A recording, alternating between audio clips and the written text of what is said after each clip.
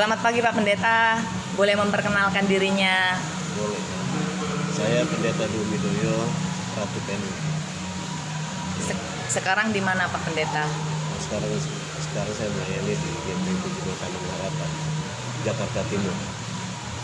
Baiklah, kami punya 3 pertanyaan. Semoga Pak Pendeta bersedia untuk membantu menjawab. Boleh. Baik, yang pertama, menurut Pak Pendeta menjadi pemimpin GPIB, bagaimana Pak Pendeta melihat GPIB? Iya, pertama GPIB ini kan gereja yang cukup besar ya, di Indonesia. Dan kedua, jemaatnya juga sangat beragam. Beragam dalam hal suku ya. Hampir-hampir dari Aceh sampai Papua tuh ada.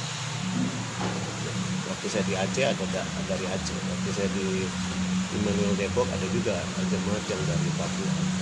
Perhatikan keberagaman suku dan budaya serta latar belakang itu menjadi sangat penting. Gitu. Kita nggak bisa melihat GPIB hanya dari satu perspektif gitu ya. Apalagi perspektif yang seringkali dianggap dominan. Bahwa GPIB itu adalah Manado, Ambon, Timur, dan yang lain-lainnya diabaikan. Jadi bagaimana mengelola keberagaman ini menjadi sangat penting menurut saya. Baiklah, pertanyaan kedua Pendeta. Kira-kira apa strategi Bapak untuk menjelaskan peran Bapak di kemudian hari sebagai pemimpin di tengah GPIB yang sudah Bapak jelaskan sebelumnya itu? Iya, menurut saya walaupun bagaimana kita tetap melihat perangkat-perangkat ya, di GPIB karena ketika kita bisa siapapun yang mau menjadi pemimpin, dia bergerak bukan di ruang patung. GPIB punya banyak sekali tradisi, punya banyak sekali sejarah yang perlu dilihat. Gitu. Karena itu bagaimana sebagai pemimpin kita mengelola itu, ya, mengelola semua sumber-sumber tradisi yang ada di GPIB. Dan kedua, di GPIB juga kan kita ada dalam sebuah keberadaan ya, dalam sebuah dunia yang sudah sangat global dan teknologi yang sudah sangat maju. Dan karena itu bagaimana kita memakai dan memperhitungkan semua kemajuan teknologi itu juga untuk mengembangkan cara berpikir gereja dan bagaimana gereja berperan mempertimbangkan itu semua.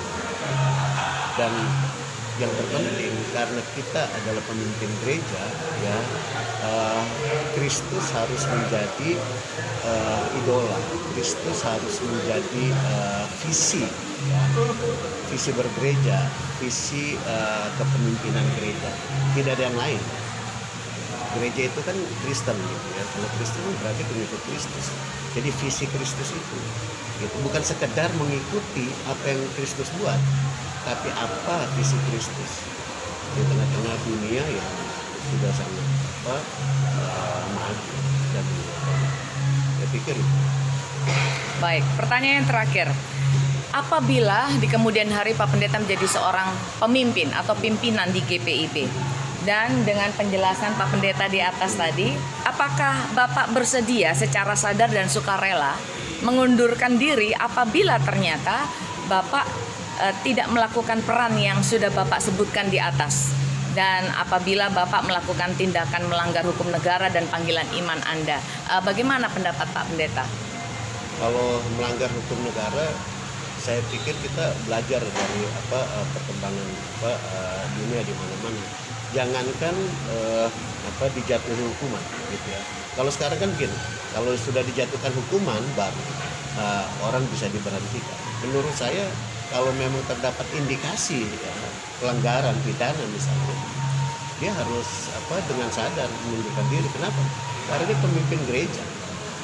dia harus menjadi sumber inspirasi gitu ya bagi jemaat sekalipun